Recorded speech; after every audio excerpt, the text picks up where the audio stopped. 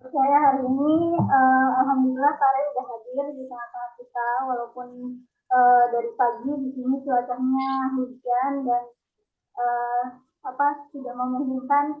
Saya pikir seperti itu, ternyata alhamdulillah sore ini tidak ada halangan dan masih cerah sampai sekarang. Jadi insya Allah hari ini juga uh, kita akan membahas strategi membangun personal branding bagi penulis.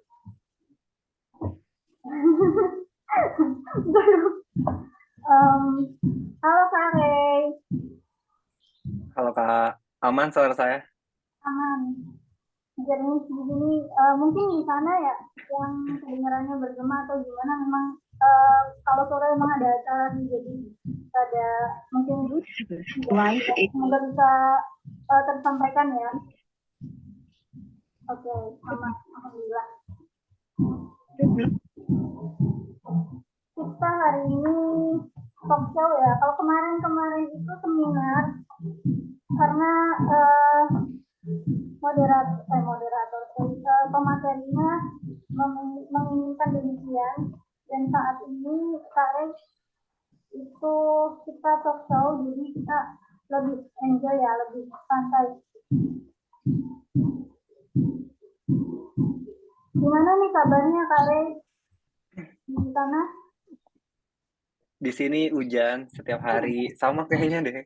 Jadi emang lagi musim hujan, terus minggu lalu eh vakum sesaat, terus udah aktif lagi sekarang. Kali gimana Ya, kabarnya? ya alhamdulillah di sini ya, kayak tadi yang udah saya bilang gitu, tadi hujan dan ya emang lagi musimnya ya. Di tempat kakak-kakak juga ya pasti hujan, ini terus sebentar cerah gitu gitu lah, mungkin emang lagi cuacanya seperti itu ya. Alhamdulillah kita diberikan kesehatan ya. Semua pada sehat kan kakak-kakak? Sehat Kak. Oke, alhamdulillah. Oke, cara kita mulai aja kali ya. Mulai branding. Mungkin bagi penulis ada yang udah kenal ya branding itu apa. Branding itu adalah pencitraan suatu penulis atau image penulis yang dapat melekat atau menarik pembaca itu mengingat. Jadi The Bluetooth device is connected successfully. Jadi pencitraan yang melekat di penulis itu, ketika penulis itu mengenalkan dirinya sebagai penulis yang seperti apa sih di kalangan pembaca itu. Nah, ini kita ngebahas strategi membangun personal branding bagi penulis. Sare, kalau Sare itu awal mula untuk menyukai dunia literasi, dunia tulis menulis itu gimana awalnya Kak? Sebenarnya agak lucu Kak. Oh iya? Jadi pertama suka atau gemar sama dunia literasi itu dari kecil sebenarnya, dari zaman TK, zaman SD. Kalau dulu kan dulu tuh zaman kecil tuh di apa ya namanya, di langgananin, jadi berlangganan majalah gitu kan, Oh iya. majalah anak-anak. Jadi tuh ya memang suka baca dari kecil. Terus saat dulu tuh kayak saya ingat banget ya, namanya Power Rangers, pasti pada tahu juga kan ya, Power Rangers lawan monster tuh kan pasti monsternya yang kalah kan. Nah saya tuh kayak, ya pasti ini Power Rangers menang mulu, jadi kayak nggak puas gitu loh sama cerita yang udah ada. Jadi ya bikin komik. Jadi zaman dulu tuh bikin komik sendiri, terus yang karakternya baik dibikin kalah. Jadi ya emang kayak gitu-gitu sih. Jadi dunia literasi dari emang bocah halu kali ya. Jadinya suka suka ngarang, suka bikin cerita yang kayak gitu sih. Jadi awalnya emang dari kecil banget sebenarnya. Jadi memang ada apa namanya, dunia nyata yang memang tidak sesuai dengan harapan. Jadi bikinlah cerita halunya gitu kan. Betul. Oh iya iya iya. Terus dulu kan belum suka nulis tuh Kak, belum belum terlalu suka ya, karena kan menulis tuh menurut saya bakat atau emang udah punya bawaan atau kita bisa menggali? Kita bisa menggali, Kak. Karena kan saya lupa ada penelitian kan, ada penelitian semua orang itu bisa nulis. Bahkan kan kalau zaman kecil, anak kecil deh, kalau dikasih mainan atau ada kesempatan buat gambar, dia kan suka banget ya. Nanti tembok digambar, terus nanti ubin digambar. Jadi sebenarnya tuh manusia itu bisa menggambar dan menulis. Jadi kalau dibilang nulis itu bakat, sebenarnya enggak sih. Kalau emang kitanya sering belajar, kitanya suka minat, skill nulis itu pasti bisa diasah.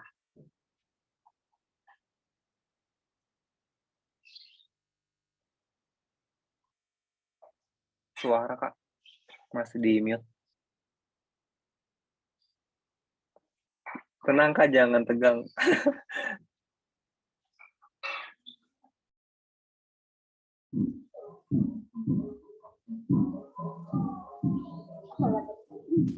Berarti bisa diasah ya Kak? Semua latar belakang itu pasti bisa menulis kalau mengasah dia. Iya, bahkan kan bukan cuma nulis kan, mau jadi diplomat, mau jadi akuntan pun harus belajar kan. Jadi kayak ya tergantung kita nih minatnya setinggi apa, niatnya sebesar apa. Untuk jadi penulis juga seperti itu. Kalau apa namanya karya PB untuk mempublish tulisan ketika kan ada prosesnya dulu kan, masih insecure apa kan, karena awal-awal pasti ngebaca tulisan orang juga gitu kan. Nah ketika udah PB publish itu kayak gimana, kapan, dan ngarepin orang tuh responnya kayak gimana sama tulisan kalian? Kalau boleh jujur, saya tuh nggak pernah insecure sama tulisan sendiri. Dulu zaman belum punya laptop, zaman masih SD SMP, kan platform yang kayak Wattpad dan lain sebagainya itu kan udah ada, tapi kan belum familiar ya namanya anak SD saat itu. Jadi saya nulis di buku tulis, terus saya suruh temen sebangku saya baca, Kak. Gue habis nulis nih, tolong dong baca. Dan mereka tuh bilangnya, ya saya nggak ngerti ya, maksudnya kalau anak kecil, anak SD, anak SMP suruh baca ya kayak happy-happy aja gitu. Jadi semenjak itu ya karena emang dapat feedback yang positif ya, walaupun nggak tahu juga itu sebenarnya pura-pura atau beneran bagus. Ya udah pede aja, publish ya sambil belajar sih, karena kan saya ingat banget karya pertama saya kan fiksi ya nulisnya. Karya pertama saya nulisnya modelnya kayak Dika titik 2 terus dialognya apa. Jadi modelan sebenarnya kalau nulis fiksi kan nggak kayak gitu ya. Narasinya kan seharusnya nggak bentuk kayak gitu. Tapi ya karena emang saya suka nulis dan nggak tahu caranya saat itu, ya udah saya nulis aja. Jadi tingkat PD-nya kayaknya emang dari dulu pede deh. Jadi belakangan belajarnya tuh belakangan. Jadi ya udah belajarnya sambil nulis aja. Jadi bukan belajar dulu sampai bisa baru mulai nulis, tapi nulis dulu berantakan. Ya karena emang si bocah halu itu tadi deh kayaknya. Ya action dulu ya. Action dulu kemudian sambil belajar. Jadi bisa menyesuaikan lah ya. Kalau misalnya kan Kari sekarang aktif di banyak platform ya Kak. Nah itu ngebagi waktunya antara menulis di platform yang ini sama yang itu gimana? Kan Kare itu konsistennya postingnya, terus banyak banget komentarnya orang-orang tuh. Jadi kan berarti harus mengkonsep cerita itu dengan baik. Bagaimana sih ngatur waktu menulisnya untuk beberapa platform? Kalau saya pribadi bukan tipe orang yang bisa nulis ongoing sebenarnya.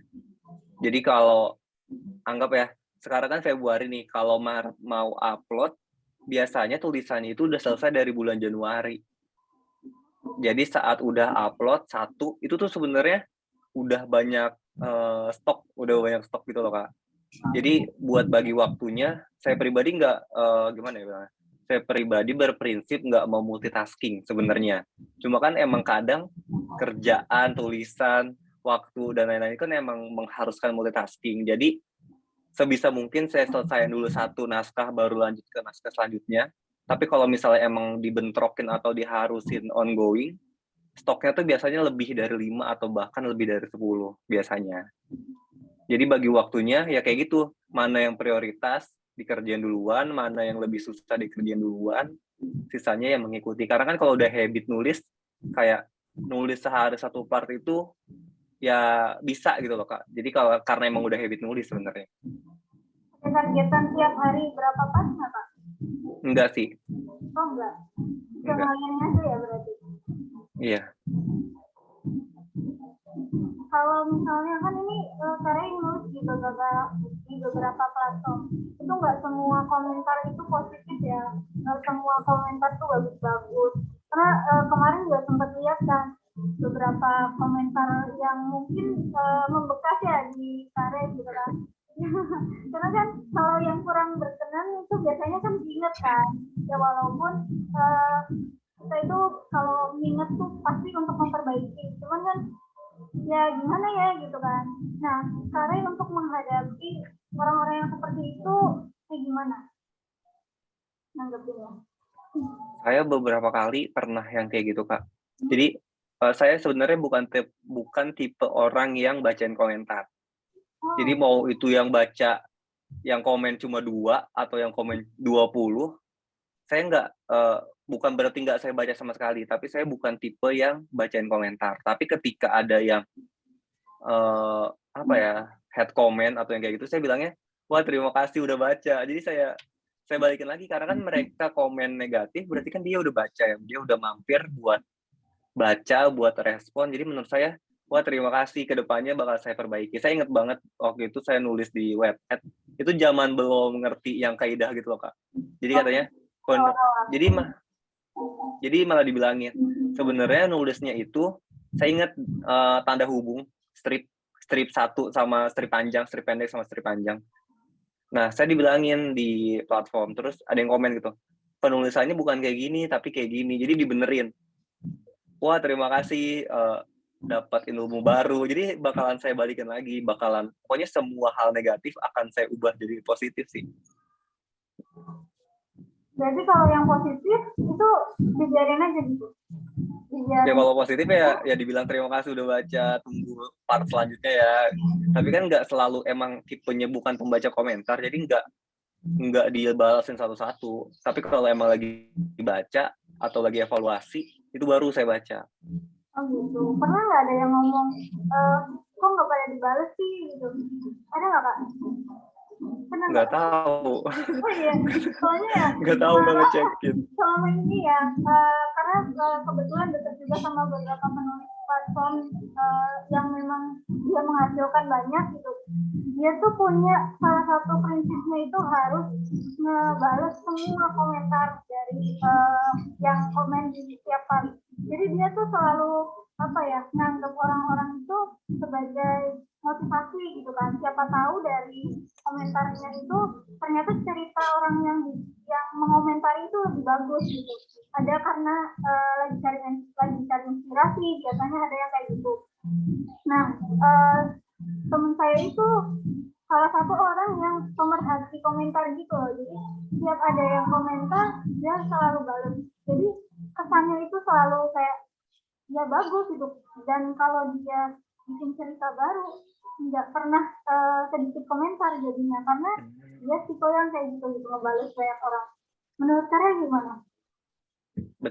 Sebenarnya tuh kalau menurut saya Kak, kalau bacain komentar tuh kayak pisau bermata dua gitu loh Kak. Kadang emang jadi motivasi buat kitanya, kadang malah bikin ngedown buat kitanya. Jadi kan balik lagi ya, kalau menurut beliau itu harus dibalasin supaya friendly atau apapun itu, menurut saya nggak jadi sebuah keharusan bacain komentar.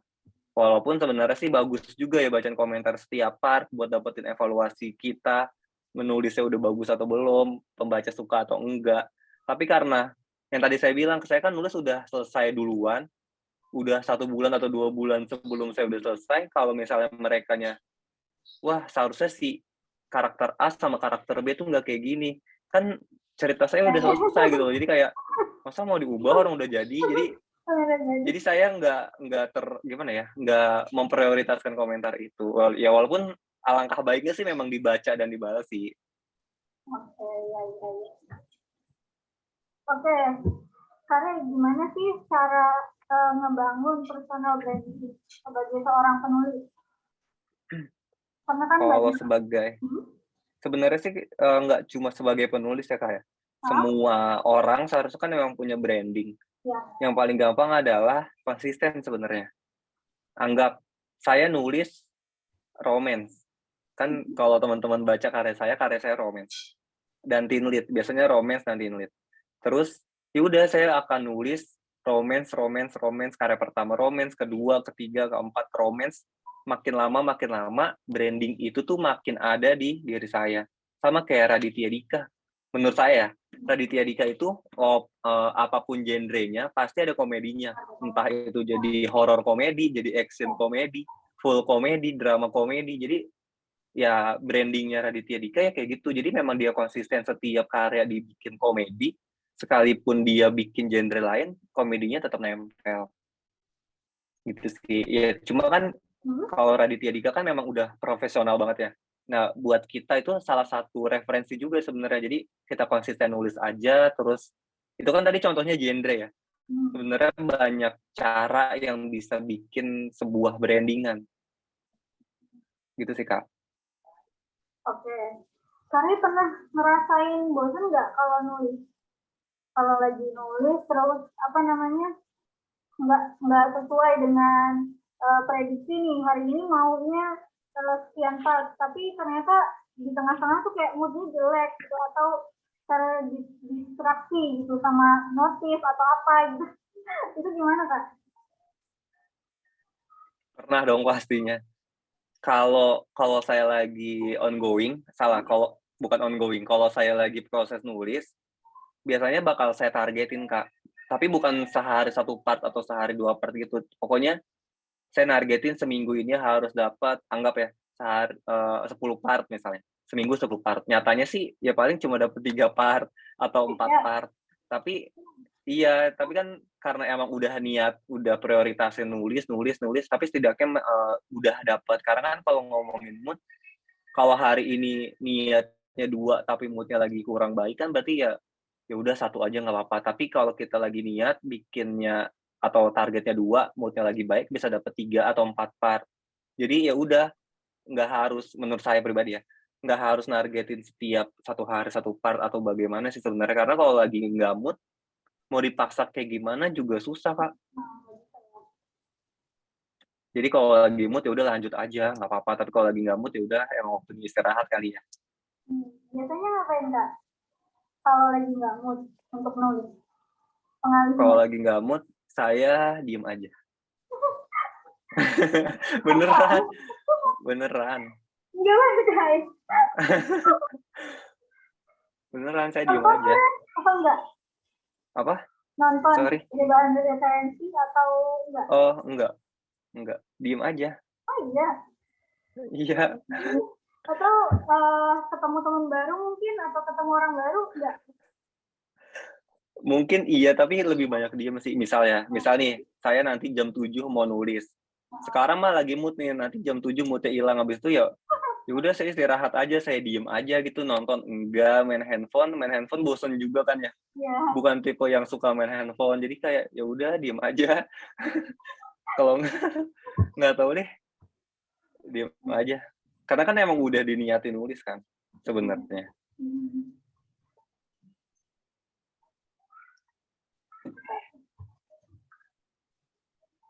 Oke, sekarang udah lumayan banyak yang datang. Mungkin ada yang mau nanya dulu kali ya Kak? Nggak apa-apa kan? Iya, boleh silakan teman-teman kalau mau nanya tulis di kolom chat. Iya, untuk teman-teman yang mau nanya, mungkin banyak ya yang udah kenal Kak Ray dari karya-karyanya, soalnya udah banyak banget kan di beberapa platform. Jadi pasti nggak asing ya. Silakan kakak-kakak banyak ada yang mau bertanya, mau lewat chat atau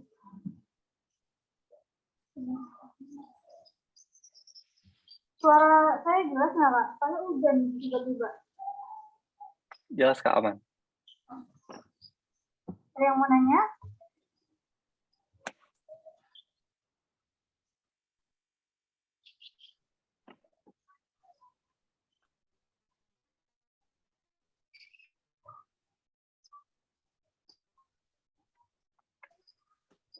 Belum ada ya? Belum ada ya? Oke. Kak, kalau menurut saya ya, branding untuk penulis itu perlu atau enggak? Soalnya kan penulis ada juga yang bosenan tuh, yang kayak habis nulis ini kayaknya mau beda genre deh. Habis nulis ini pengen yang lain lagi deh, kayak men-challenge dirinya itu loh. Kadang ada yang kayak gitu. Menurut saya sebenarnya perlu nggak sih branding itu?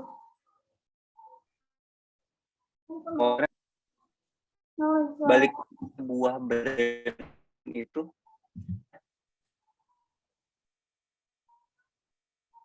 menurut saya sebuah branding itu nggak jadi dalam satu karya Kak. Anggap di karya pertama nulisnya komedi, tapi kayaknya gue nggak passion dia nulis komedi. Coba dia nulis romance.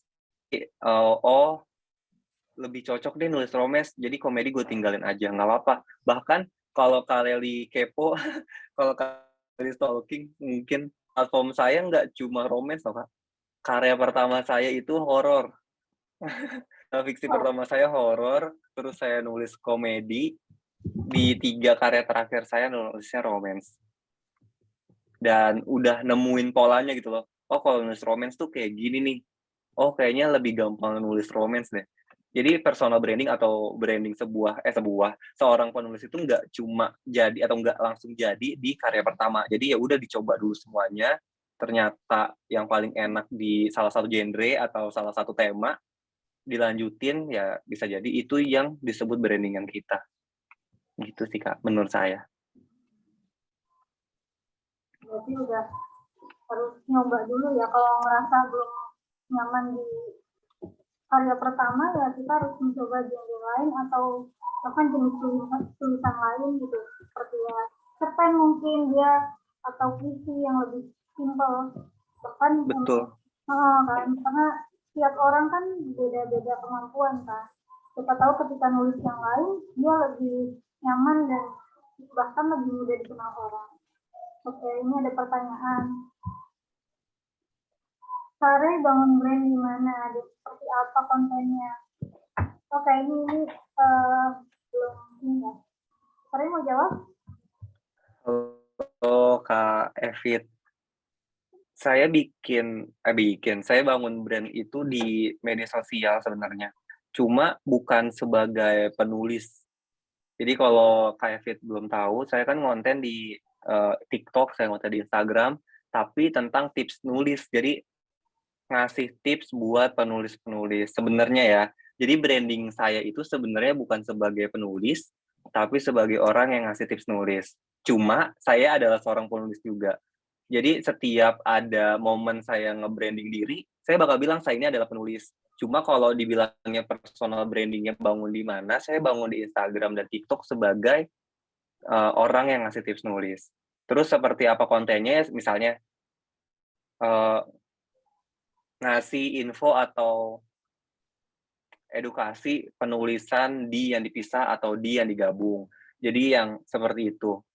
Dan brandingan itu sebenarnya berpengaruh juga sama karya saya. Jadi karena memang sama-sama nulis fiksi, sama-sama tips fiksi, jadi ketika saya lempar atau ketika saya promo karya saya, follower saya atau pengikut saya atau yang suka sama saya, anggaplah ya, mereka bakalan baca juga karya saya. Gitu sih, Kak. Kak Afif sudah terjawab? Terjawab gak, Kak? Sudah cukup jelas kali ya. Ini ada yang mau nanya nih.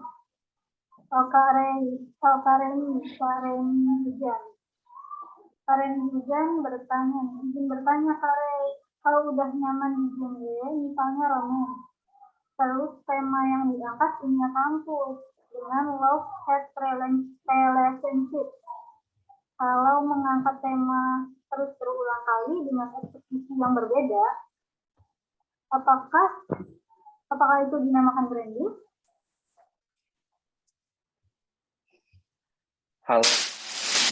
Kalau menurut saya, ini sekali lagi menurut saya, sebenarnya kan mau love at relationship, mau dia yang bucin kalian atau dia geng motor, kalau masih hubungan sama romance, ketika temanya berubah, tetap aja kok disebutnya tetap satu genre romance. Jadi itu termasuk ke branding.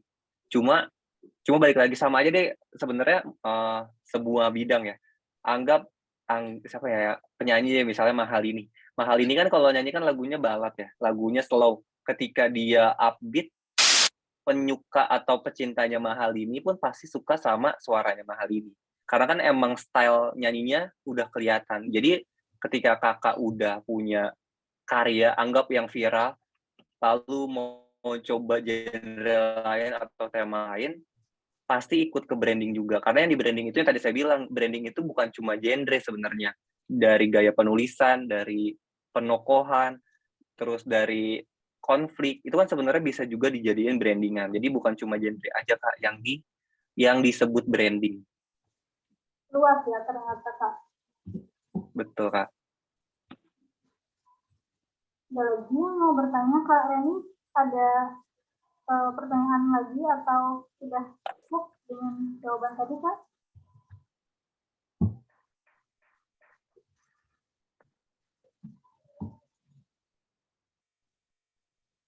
Sekarang lagi ongoing berapa karya Kak Reni? Satu Kak. Satu. Masa? Ya. Iya. Karena masa jadi cerita. Sekarang lagi fokus ke satu, jadi saya prioritaskan karya yang sekarang, karena memang gimana ya, karena kan itu genre baru juga buat saya. Saya kan sebelumnya nulisnya romance, kalau sekarang saya nulisnya bisnis. Jadi gimana ya, agak challenging gitu loh buat saya kayak, wah nulis bisnis nih siapa tahu bakalan relate ke depannya sama orang-orang yang pengen bisnis. Karena kan genre sebenarnya bisnis juga bukan genre ya Kak. Dia kan masuknya ke slice of life ya. Iya lebih ke nah bisa banyak jadi ke bisnis yang suka jadi kayak wah kalau gue bisnis nanti bakalan kayak gini nih, wah kalau konfliknya kayak gini atau pas lagi bangun bisnis dapat konflik kayak gini, nanti bakal kayak gimana. Jadi saya pribadi yang antusias nulisnya, itu alasannya kenapa saya sekarang fokusnya baru di satu cerita ini. Cuma memang udah ada rencana buat move atau bikin yang baru, tapi karena emang belum selesai, saya prioritasin dulu di satu karya ini. Oke. Kalau Kak Reni kalau nulis, yang menurut Kak Reni itu butuh lama mikirnya atau membutuhkan waktu yang lama itu cari temanya atau judulnya atau bahkan risetnya atau tokohnya? Kalau saya, tokohnya. Saya yang lama itu nentuin tokoh, Kak. Karena kan kalau saya itu kan bikin cerita itu karakter based story. Jadi semua cerita itu berdasarkan karakternya. Jadi ketika nulis, yang lama itu justru nentuin karakternya. Ditambah kalau karakternya itu dari awal udah kelihatan. Kalau yang sekarang, kalau yang sebelumnya karakter utama itu cuma 2, main karakter itu 2, cewek sama cowok. Kalau yang sekarang main karakternya 5, Kak. Jadi Wow. saya nulis karakter itu risetnya bisa sampai seminggu buat riset karakter itu. Jadi bikin latar belakangnya dan lain sebagainya itu sampai semingguan. Buat karakternya doang ya, belum ke konfliknya. Konfliknya lebih lama atau lebih santai? Konfliknya lebih santai. Karena kan memang karakternya udah jadi kan, jadi ketika dibenturin sama konflik, ya udah tinggal tergantung wataknya kayak gimana, ya udah dibenturin kayak gimana kan maksudnya pemarah dibenturin konflik, ya udah jadi gitu loh konfliknya. Jadi justru malah di pembuatan karakternya yang lama kalau saya pribadi. Gitu. Kalau riset gimana Kak menurut Kak? Kalau riset saya pribadi itu mengandalkan Google aja sebenarnya. Kecuali yang harus detail kayak lokasi. Kadang kalau lokasi tuh kadang saya sampai nanya, anggap ya, saya nulis berdasarkan fakta. Misalnya saya mau bikin cerita lokasinya di Jogja misalnya. Jadi saya nanya sama orang Jogja, kalau di Jogja kayak gini kayak gimana ya? Atau misalnya kalau ada kegiatan kayak gini buat orang Jogja kayak gimana ya? Jadi bukan cuma berdasarkan Google, tapi observasi juga, wawancara juga untuk menguatkan si fakta-fakta itu tadi. Tapi kalau misalnya yang basic-basic sih berdasarkan Google atau nyari di Google aja cukup sih. Gitu. Harus diperkuat dengan orang yang udah pernah ke sana ya wawancara itu. Betul, Kak. Karena kan jangan sampai jadi bad influence kan. Ya. Karena kan walaupun kita nulisnya fiksi, tapi kalau beneran di Jogja, bener di Jakarta gitu misalnya atau bener mana, nanti kan orang yang tinggal di kota itu kayaknya gue tinggal di Jakarta nggak gini-gini amat deh. Daripada dapat kontra gitu ya, dapat klaim dari yang lain, berarti kan emang harus risetnya tuh bener-bener. Oke. Apalagi ke luar negeri ya kan. Iya, orang luar negeri tapi penulisnya belum pernah ke luar negeri itu PR banget harusnya. Ya kan, berarti kan emang harus riset. Jadi sepenting itu riset. Oke, ini ada pertanyaan lagi dari Kak Reni. Jika ada yang bilang gini, misalnya saya sudah buat novel 2, roman kampus semua, terus mau buat novel baru dengan tema sama, karena nyamannya di sana. Terus ada yang bilang, jangan, udah ketebak nanti kalau bikin novel kayak gitu. Menurut Kak Rey, hal seperti itu apa memang kurang tepat? Tapi eksekusi alur, karakternya pun berbeda. Ini sebenarnya ada beberapa pandangan ya, Kak. Jadi kalau nulis misalnya ini, ada beberapa pendapat. Pertama, yang bilang jangan itu siapa? Kalau yang bilang jangan itu teman dekat atau support system kamu, boleh diterima. Maksudnya kayak bukan diterima langsung pindah haluan, enggak kayak gitu. Jadi boleh dipertimbangkan kenapa jangan, kan pasti ada alasannya ya. Mudah ketebak tadi misalnya. Emang cerita-cerita romance yang mainstream, sebutlah ya, itu adalah cerita romance mainstream. Saya pun nulisnya romance mainstream. Saya nulis anak SMA, model-modelan Dilan. Ya itu ketebak sama romance sekolah SMA sama romance kampus kan ya emang mainstream ya. Cuma balik lagi ke tren kita. Tadi itu kan yang pandangan pertama tuh, kalau misalnya jangan ya dipertimbangkan nggak apa-apa. Tapi balik lagi ke tren. Kalau memang cerita itu lagi tren dan bisa berpeluang pembacanya banyak gitu, dapat banyak pembaca, kenapa enggak? Daripada kita ngikutin satu orang yang bilang jangan, terus kitanya beda atau pindah, padahal kitanya nyaman di situ, dan lagi tren juga, kenapa enggak? Menurut saya, balikin lagi ke hati kamu nih. Kira-kira kalau nulis genre lain, kira-kira kalau belajar genre lain, berarti kan harus riset ulang, terus harus nyari konflik yang sesuai kayak gimana. Sedangkan kita atau kamu udah nyaman nulis di romance kampus, udah tahu ritmenya, udah tahu konfliknya, lagi pula karakternya beda, konfliknya beda kan. Jadi kayak menurut saya pribadi ya, nggak apa-apa kalau misalnya lanjut di genre tersebut, karena kan semakin banyak ceritanya yang temanya sama gitu, semakin jadi juga brandingnya menurut saya. Tapi yang tadi saya bilang, ini menurut saya. Jadi ketika kamu mau ganti karena dibilang ceritanya ketebak, itu nggak apa-apa juga. Kamu men-challenge diri kamu juga, kamu menantang diri kamu juga. Siapa tahu di cerita yang baru dengan genre dan tema baru bisa dapat sesuatu lagi. Karena kan nggak ada yang tahu ya, Kak. Benar-benar. Siapa tahu malah booming ya karya yang beda itu. Betul. Karya sendiri gimana? Mau mengikuti pasar atau sesuai dengan kemampuan menulisnya di genre itu? Saya balance, Kak. Oh iya. Saya kalau ngomongin cerita, tema saya memang mainstream. Temanya itu memang ngetren. Jadi kan memang apa ya? Cinta SMA kan emang mainstream ya. Nah, saya nulisnya kayak gitu, tapi value-nya akan saya ubah. Jadi kalau ketika yang lagi ngetren adalah geng motor, ketika yang ngetren itu adalah anak tongkrongan, angkringan atau warkop, kan itu lagi ngetren. Iya. Saya nulisnya tetap cinta anak sekolah, saya tetap nulis yang tentang angkringan atau geng motor, tapi value-nya saya suka banget sama family issue. Saya kalau entah kenapa saya pasti ngangkat tema atau konflik yang berhubungan atau bersinggungan sama keluarga. Jadi ketika saya nulis di mainstream, pasti saya tambahin value keluarganya. Jadi memang ciri khas saya atau brandingan saya tuh berhubungan sama keluarga. Oke. Kalau misalnya selama Kak Sari nulis, itu ada nggak sih penulis khusus yang menginspirasi karya-karyanya udah bagus atau sudah dihilangkan bahkan sampai Sari terinspirasi terus sampai jadi karya yang sekarang? Nggak ada. Saya Wow. nggak punya idola. Oh iya, nggak ada sama Iya. sekali. Nggak ada. Jadi kalau misalnya nemuin sesuatu yang apa ya permasalahan gitu kan dalam dunia tulis menulis, Sari berkiblatnya sama siapa? Nggak ada.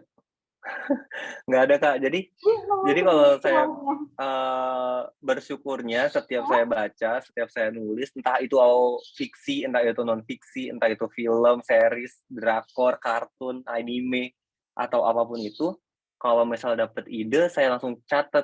Jadi kalau Kak Lely baca catatan saya, ada berlembar-lembar bang ide. Jadi ada ide adegan, ada ide konflik, ada ide karakter, ada ide quotes. Pokoknya semua yang saya temuin kapanpun itu bakal saya masukin ke bank ide. Jadi ketika lagi butuh referensi atau inspirasi, saya buka bank ide. Saya nggak punya idola yang, wah gue ngefans banget nih sama dia, terus gue mau ngikutin dia, gue mau ngikutin cara suksesnya, atau gue pengen ngikutin cara nulisnya.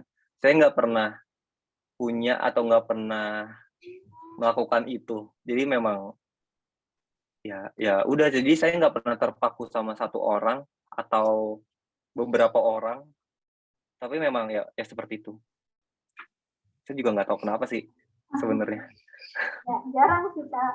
Maksudnya biasanya ya penulis itu kan pengen karyanya di bestseller kayak penulis ini gitu kan. Pengen karyanya difilmin kayak si ini gitu. Itu kan biasanya mengacu dari situ kita termotivasi untuk lebih baik sampai karya-karya kita mau dikritik, dikasih informasi dari orang-orang yang lebih tinggi ilmu kepenulisannya atau kayak gimana.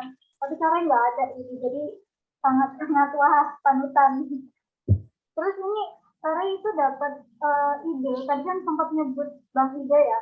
Berarti di catatan kalian itu banyak banget ide yang memang sebenarnya ada yang udah tereksekusi, ada yang belum, ya nggak sih? Betul. Nah, kayak gitu Betul, Kak. ngedapetin ide secara dadakan atau memang sengaja memanggil ide itu kayak misalkan lagi duduk di mana terus tiba-tiba dapat ide terus catat atau emang mendatangi suatu tempat biar dapat ide. Itu gimana Kak? Saya selalu dadakan dapat ide. Jadi contoh cerita Grey. Contoh ya Kak, mungkin teman-teman ada yang baca World is Grey. Saya dapat ide Grey itu beneran lagi kerja. Jadi lagi kerja, saya nggak punya teman curhat gitu. Terus dapat orang yang benar-benar bisa dianggap yang bisa benar-benar curhat tapi nggak kenal. Jadi kayak lagi di halte, terus ya udah ngobrol aja sambil nunggu bis, kan itu kan relate banget ya. Maksudnya semua orang pasti pernah ya walaupun cuma basa-basi. Ya. Nah, idenya muncul dari situ. Habis itu saya lihat bank ide saya. Oh, kalau awalnya kayak gini, nanti dia bakal jatuh cinta, kan bakal kebayang random gitu kan ya, abstrak. Terus ya udah saya buka bank ide saya, bagian mana yang bisa digabungin, mana yang cocok jadi konflik, terus karakter yang kayak gimana, terus cowoknya bagaimana, ceweknya bagaimana. Jadi serandom itu sebenarnya. Daripada saya datang ke kafe niat nyari ide, itu justru malah nggak dapat apa-apa sih kalau saya. Jadi nggak harus ke manapun ya, di rumah aja pun bisa gitu kalau. Iya betul. Oke, kakak-kakak ada yang mau nanya lagi? Oke, ada pertanyaan dari Kak Maisa Safitri. Izin bertanya Kak, saat kakak nulis romans SMA, apakah berdasarkan pengalaman atau ini menghilang? Apakah berdasarkan dari pengalaman atau dari keinginan yang tak tercapai? Ini Kak Maisha nanya atau curhat nih?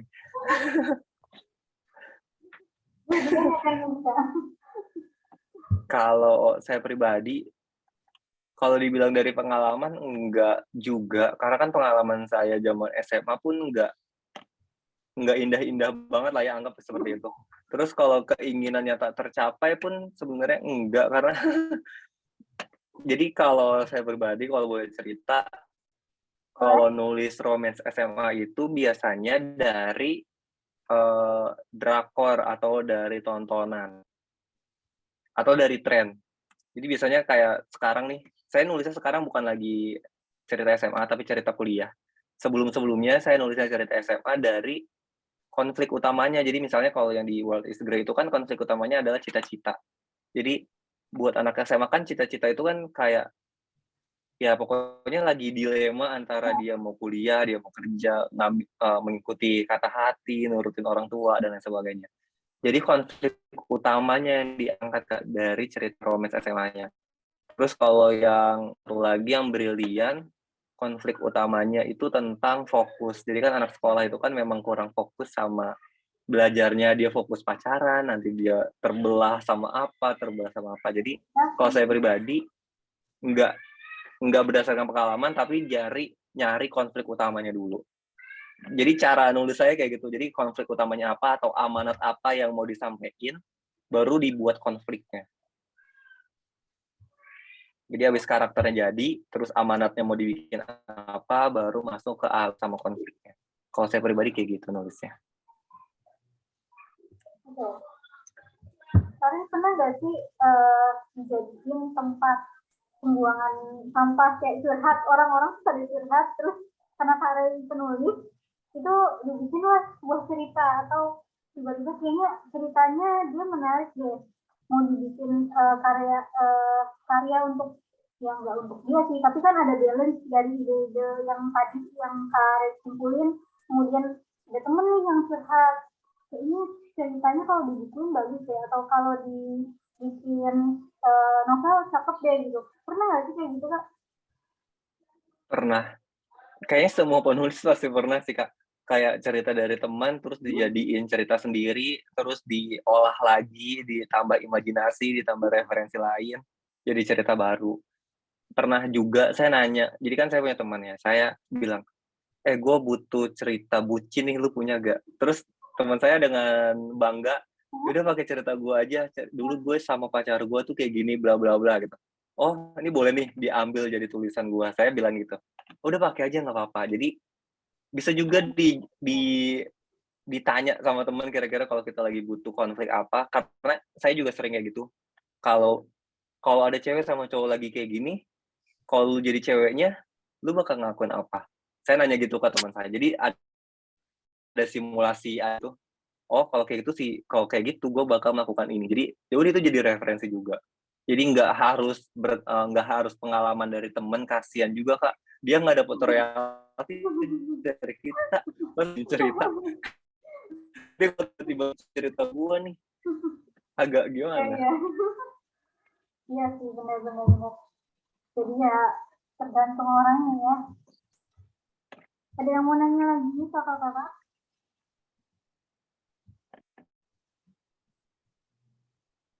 Ada yang mau nanya lagi?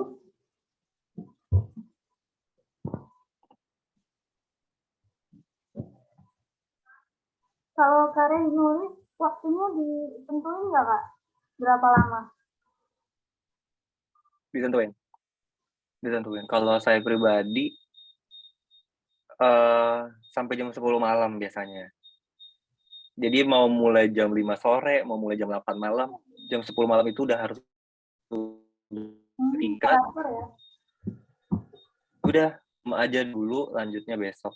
Kecuali kayak misalnya target saya 1 bab, tapi udah dapat 80% misalnya. Nah, itu baru diselesain dulu. Jadi jam 10 lewat kalau misalnya cuma sedikit. Tapi kalau hitungan persen ya kayak kalau misalnya baru 60%, tapi udah jam 10, itu biasanya saya pendem dulu ceritanya atau sampai jam 10:10 lah. Setelah jam 10:10 belum selesai juga biasanya saya pendam, saya munculin lagi di hari besoknya. Karena kan kalau ngomongin penulis memang bergantung sama mood, bergantung sama ya seperti itu ya. Tapi nggak baik juga kalau misalnya kita mengabaikan istirahat, menurut saya. Jadi kalau misalnya memang sudah waktunya istirahat, ya saya akan stop buat istirahat. Menurut saya waktu produktif setiap penulis itu berbeda atau menurut saya aja deh. Menurut saya waktu produktif untuk menulis itu jam berapa, Kak?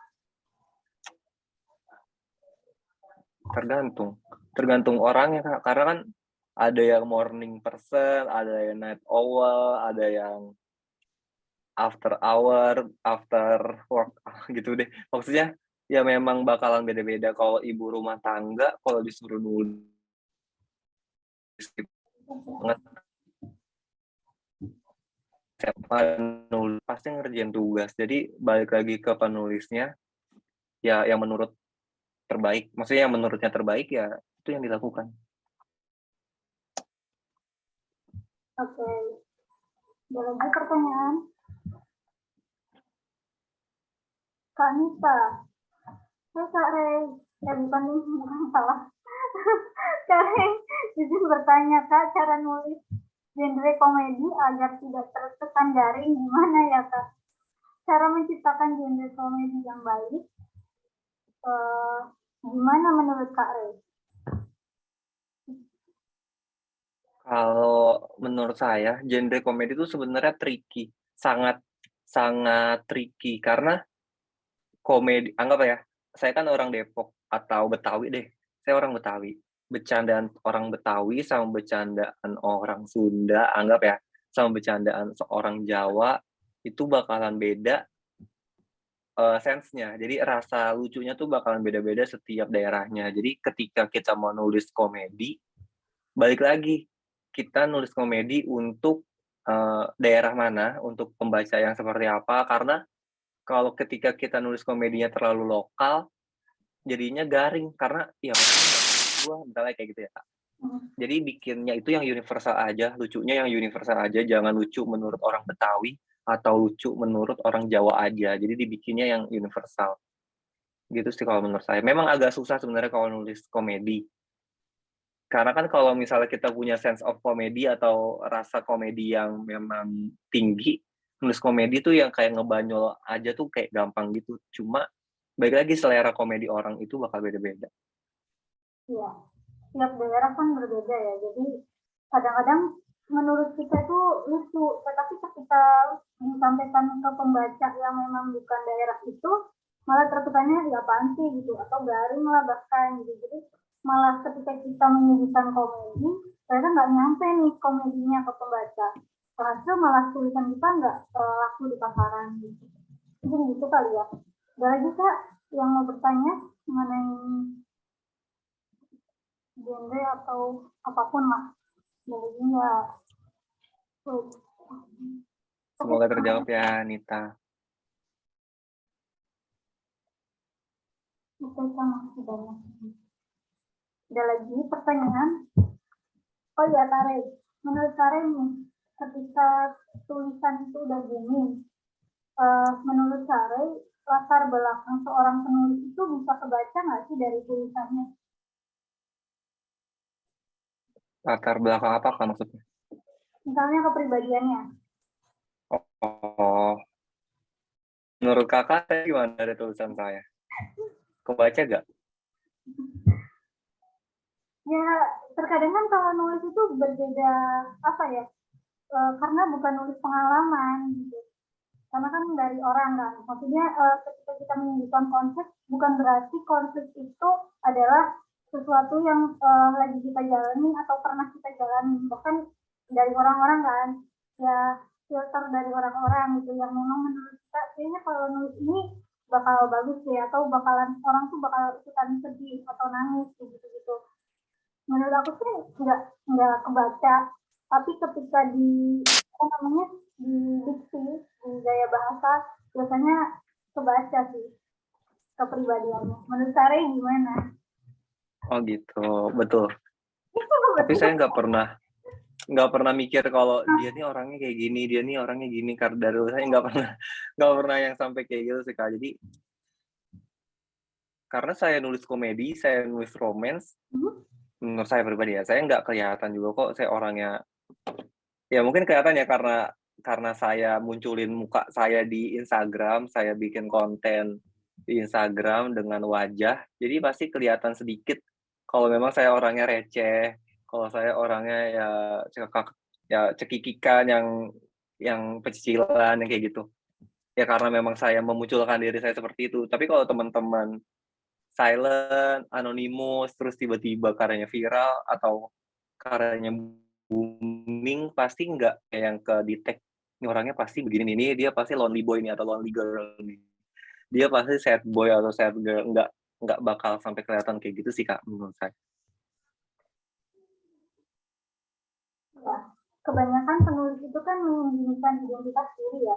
Biasanya malah sengaja menggunakan nama pena.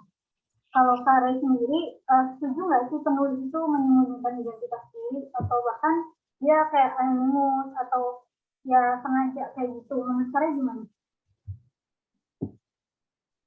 Karena ini konteksnya lagi nge-branding ya Kak, personal branding seorang penulis, menurut saya sih itu kurang baik, karena cepat atau lambat, kalau karya kita anggap ya, karya kita viral nih, karya kita booming nih di platform, terus kita dipinang sama penerbit. Secara nggak langsung, kita pasti bakal kelihatan siapa kita, orangnya siapa, dan lain sebagainya. Jadi, kalau misalnya teman-teman mau kayak gitu, nggak apa-apa, silakan banget anonymous, silent, atau nggak munculin dirinya cuma pakai nama pena, silakan. Tapi alangkah baiknya dimunculin.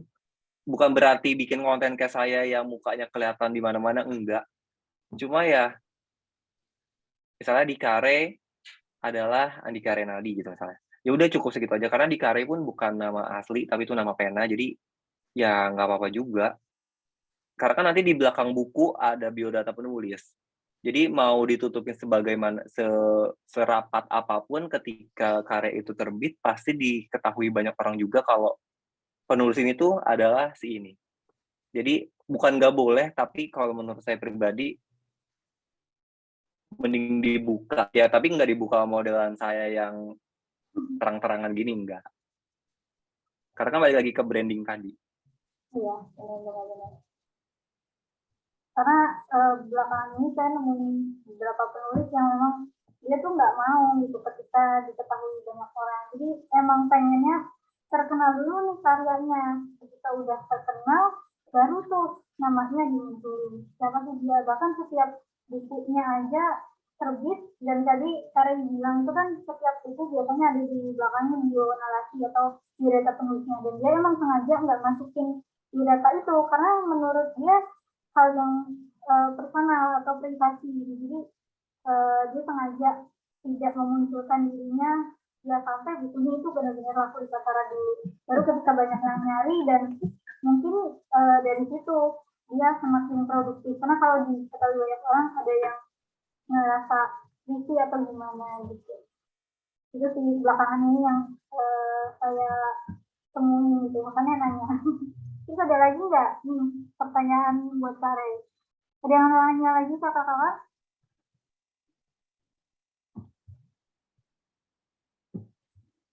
Ada lagi pertanyaan?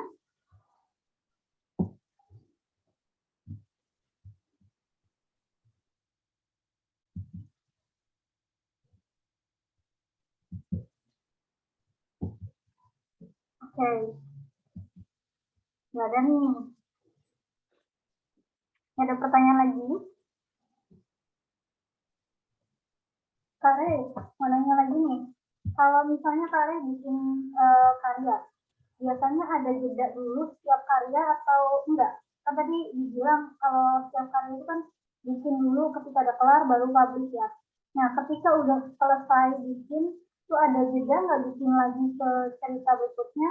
Nunggu inspirasi atau nunggu ide, atau memang setelah itu ada langsung next ide? Karena kan tadi kalian juga bilang banyak banget ide yang memang belum semua tereksekusi gitu.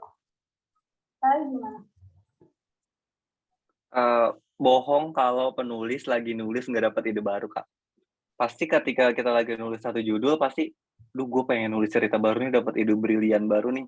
Pasti kayak gitu. Jadi kalau saya pribadi, setelah selesai nulis, anggap ya, hari ini saya selesai nulis sampai ending. Terus pasti pengen langsung nulis, Kak, biasanya, karena kan emang udah habit nulis ya. Tapi kadang tuh mikirnya, "Aduh, entar dulu deh, istirahat dulu deh sehari, 2 hari." Nah, itu yang kayak gitu pasti saya turutin. Jadi kayak, ya udah deh seminggu dulu vakum, Aku. nyari referensi atau istirahat. Karena kan kalau lagi tidur, kalau lagi nulis kan tidur biasanya terbengkalai ya. Karena lagi fokus banget nulis, tidurnya jadi kurang. Nah, ketika lagi nggak nulis, biasanya dipakai buat istirahat.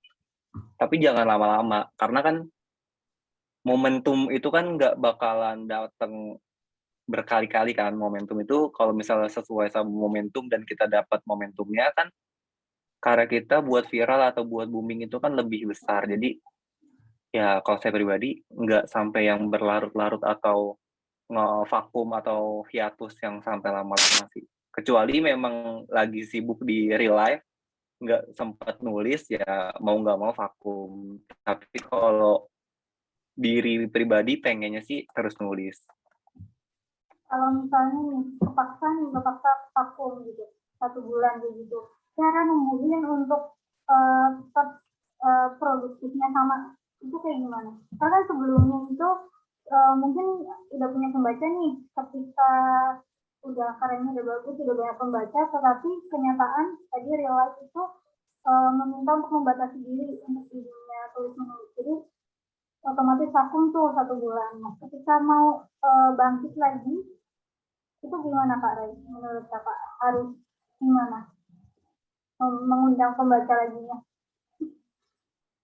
Mungkin karena saya udah nyampe toxic udah sampai toxic productivity, saya malah nyebut diri saya toxic productivity karena kayak ya karena sesuai jargon saya kayak karena kan waktu terlalu berharga. Jadi ketika saya vakum kelamaan, saya bakal mikir, "Gua penulis, masa gua nggak punya karya?" Gitu loh. Jadi prinsip itu atau mindset itu selalu ada di diri saya, memang agak lebay. Mungkin teman-teman mikirnya, "Iya apaan sih ini orang lebay banget, masa penulis sampai segitunya?" Atau dan lain sebagainya gitu ya. Tapi menurut saya kalau udah nge-branding diri kita sebagai penulis, ya apa karya lu?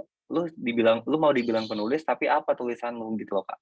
Jadi mindset saya tuh kayak gitu. Jadi ketika saya udah vakum sebulan, saya bakal inget itu, gue ini penulis, gue harus nulis, kayak gitu sih, Kak. Jadi kembalikan Sama kayak musisi sebenarnya. Betul, jadi karena emang kita dikenal sebagai penulis atau memang kita nge-branding kita sebagai penulis, ya balik lagi ke pertanyaan itu, lu nulis mana karya lu gitu. Sama kayak lu musisi tapi mana musik lu, ya, gitu ya, sih, ya. Kak. Jadi lebih ke bagaimana kita mempertanggungjawabkan apa yang kita udah yakini gitu, brandingkan gitu. Itu kali ya. Betul. Ya, ada yang mau nanya lagi?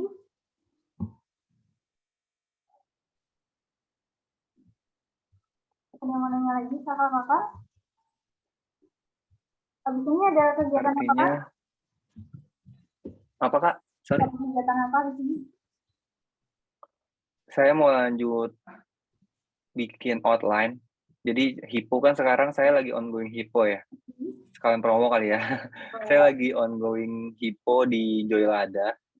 Dan target saya pengen di bulan Maret itu upload sehari 1. Entah kenapa saya pengen menantang diri saya kayak, lu bisa bikin karya atau lu bisa publish tuh sehari 1. Jadi selama Maret kan tinggal besok ya kayak, maksudnya lusa tuh udah Maret. Jadi rencana saya di bulan Maret itu mau upload sehari 1, jadi saya bakal fokus di situ supaya bisa cepet tamat juga, supaya bisa move on ke cerita selanjutnya. Gitu sih. Itu yang lagi concern-nya lagi di situ. Oke, wow, keren targetnya. Semoga target kalian tercapai.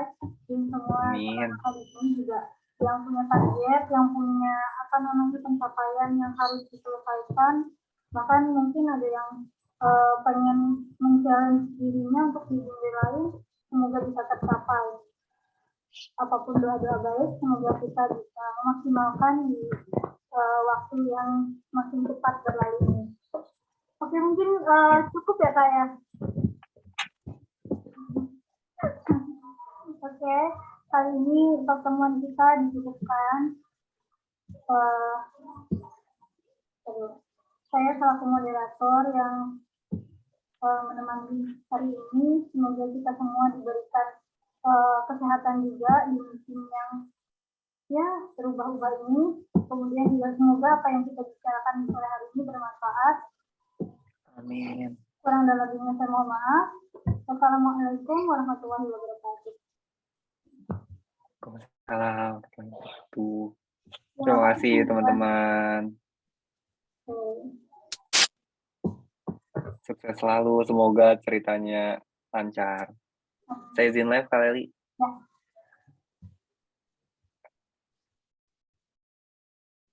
Terima kasih.